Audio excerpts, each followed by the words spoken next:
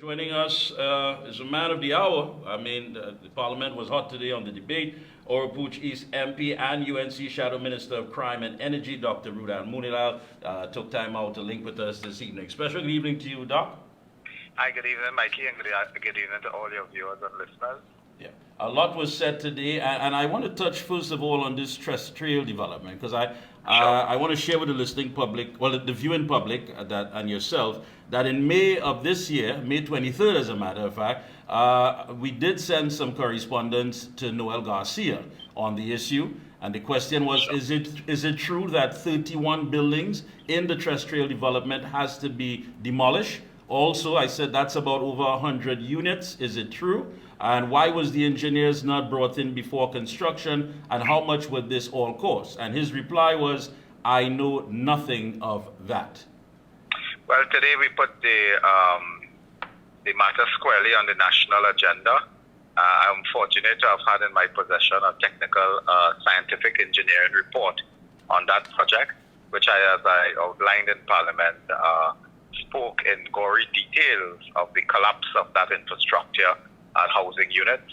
It is a very technical report. I tried my best to break it down to indicate that it deals with problems of the soil, problems of poor infrastructure, problems of poor construction, problems of inability to use proper materials and concrete, and the absence of simple things like steel and reinforcing steel and ring beams and so on. So it's a complete mess of a project, and I have outlined in a lot of detail, as simply as I could, given a technical report, that speaks to $100 million collapse in the housing sector, where they have squandered, they have wasted, and they have corrupted $100 million in a housing scheme.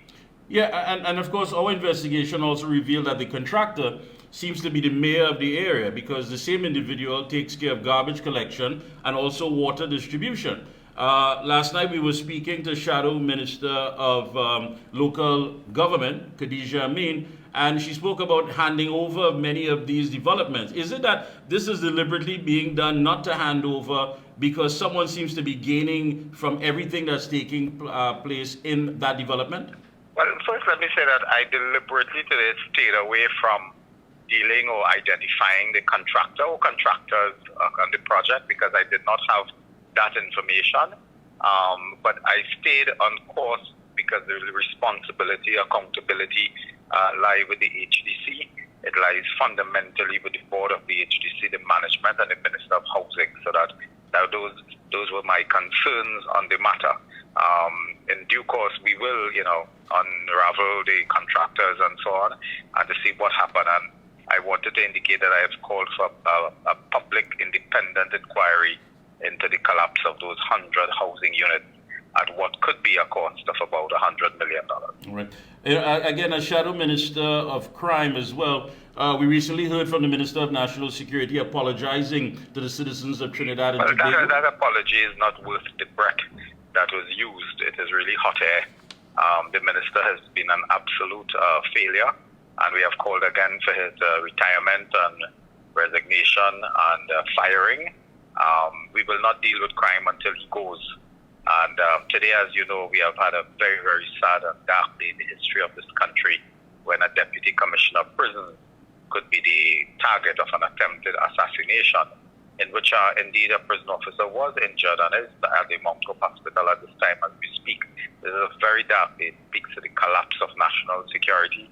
It speaks to the collapse of the intelligence community that we depend on to pick up this type of intelligence and assist the police to work to detect and prevent such occurrence. But with all of this, as far as an apology, as far as hearing from the commissioner and others talk about technology and what have you, that really does nothing as far as the safety of citizens in this country. It's absolutely not, because as I've said before, if a deputy commissioner of prisons could be the target of an assassination in bold daylight, bright early in the morning, then what is left for the rest of the citizens? What is left? But let me ask you, Dr. Moonilal, are you seeing some sort of evolving taking place from one stage to crime to another? I mean, now, of course, and you brought up the issue of criminals demanding millions from business owners as far as security, safety fee. What has happened is the society is now unpoliced, unpatrolled. The law enforcement community has buckled under the weight of political incompetence and inefficiency and corruption. The political directorate cannot now support law enforcement and cannot manage law enforcement. And where we are is really, is symbolic of a society where the political management has collapsed. The government, for all intents and purposes, no longer exists. And this is why the criminal has the upper hand as it relates to extortion, to assassination attempts, to murder, mayhem, and so on. And then when you hear about the minister talking about transatlantic, the whole drug trade, I mean, we're quite aware of all of that. But the fact of the matter is that... we know of that. Go that ahead. Is like the minister of works telling us that the road's bad because of climate change. We know of that. We know of that years now. But you still have to do your job to fix and repair the infrastructure and to have regular maintenance of river courses and so on to prevent flooding. I mean, we can't say climate change caused that.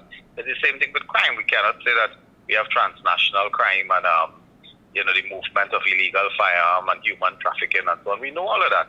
This is what are you doing to prevent, what are you doing to detect, and what are you doing to bring safety to the people of Trinidad and Tobago. And in this light, Dr. Rowley and indeed his ministers and law enforcement have been a utter failure.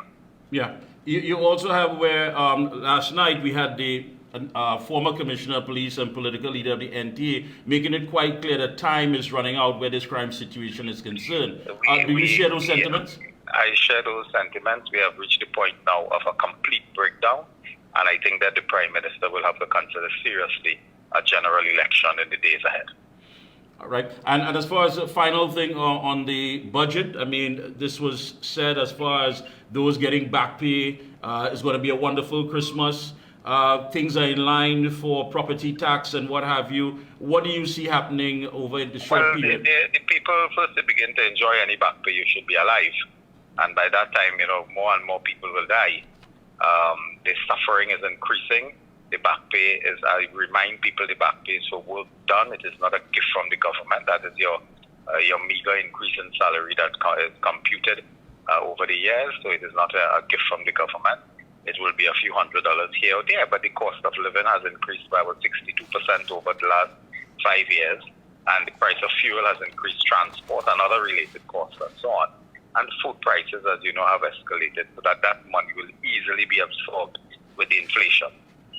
And of course, you also suggested an anti-extortion unit be added to the Trinidad I believe that the police should now look at this extortion thing by creating a particular unit in the police service and also by strengthening the Larceny Act to make this a very stern and serious crime of extortion by businessmen, by reputed or alleged gang leaders. So a lot is happening in that. I know you have to get back in. Yes, I am visit. in the Parliament at the time, and our colleague is talking, so I must really go to listen to him. All right, closing comments before you go. Well, all I'll tell the country, as I ended today, by saying that for us to grow, they must go, and we must band together, all hands on deck, all shoulders to the wheel, all feet marching in the same direction. And I think that there's hope for the country. And the UNC remains committed. We have the policies, the program, and the personnel to save Trinidad and Tobago, and we call on all because it must be a collective effort of all. Thank you. Thank you so much, Dr. Thank you very much. God Thank you bless. so much.